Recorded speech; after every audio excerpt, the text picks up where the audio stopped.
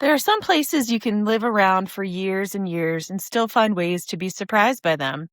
Deep Creek Lake is definitely one of those places. I've spent years photographing it, writing about it, boating on it, walking on it when it's frozen. And then one day, someone invited me to go sailing. And suddenly I realized there's a whole side of the lake that I've never experienced. Welcome to The Backbone. I'm Sarah Myers, and today we're going sailing. When Cheryl and her husband Greg invited me to join her for an afternoon sail with the Deep Creek Lake Yacht Club at Turkey Neck, of course I said yes, because when someone gives you an opportunity like this to try something you've never done before, you obviously go. And that's been my philosophy lately. Although I probably should admit right up front, I had absolutely no idea what I was getting myself into. We pulled into Turkey Neck, and the weather wasn't exactly convincing me that sailing was a great idea. The sky looked heavy. I had that feeling where you look up and think, yeah, rain's probably coming. And if you had asked me at that moment, I would have said there's a pretty good chance that we were going to spend the afternoon sitting on the dock watching the rain instead of sailing across the lake. But Cheryl and Greg, they had a completely different opinion. The wind's perfect, they said. Apparently, I was going to have to just trust them. The boat we were sailing was a Flying Scot, and it was smaller than I expected. There were 4 of us aboard: Cheryl, Greg, and our podcasting extraordinaire, Tracy, and myself, which meant there wasn't exactly a lot of room to spread out. Everything had its place: the sails, the lines, the equipment, and apparently me. Just trying really hard not to be in the way. Before we even untied from the dock, I realized I should probably pay attention, especially when Greg looked right at me and said, "Watch the boom." That was my first official sailing instruction: watch the boom. And I have to say, I remembered that one. Once we headed out onto the lake, Cheryl started explaining what everything was called and how everything operated. She was a flurry of attention to the wind, to the water, to the ropes, and to the side of the boat. There were a lot of things to learn. There were lines everywhere. All of them had a purpose. I learned about sheets, tacking, port, starboard, and telltales. Telltales are those little pieces of string attached to the sail that help you understand whether you're catching the wind the way that you intend. And I have to be honest, I didn't memorize all of this at once. I spent a good portion of the first part of the trip just trying to stay out of the way.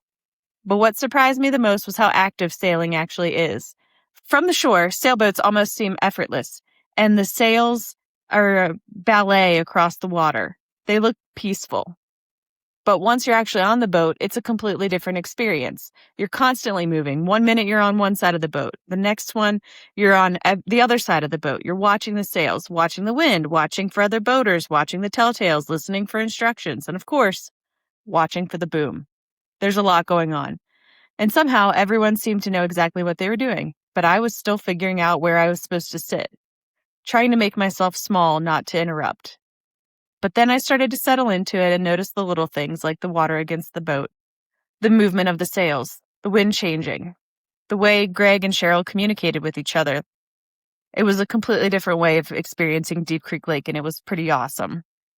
Now, Cheryl, if you're listening to this, I have to confess something. There was one point when we were tacking that I got just a little nauseous. My face got flush, my stomach did a flip-flop, and I was planning my exit strategy, if you will. But thankfully, we started going the other direction, and I kept looking at the horizon and the feeling passed. Whew. Once it did, though, I could relax a little bit more and really pay attention to what was happening around me.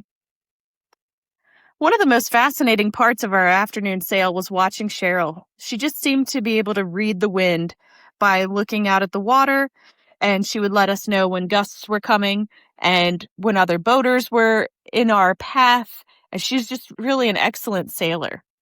Greg stayed calm in the back, doing most of the steering. That's when I started thinking about how different sailing must feel when you've been doing it for years. What looked complicated to me was second nature to Greg and Cheryl.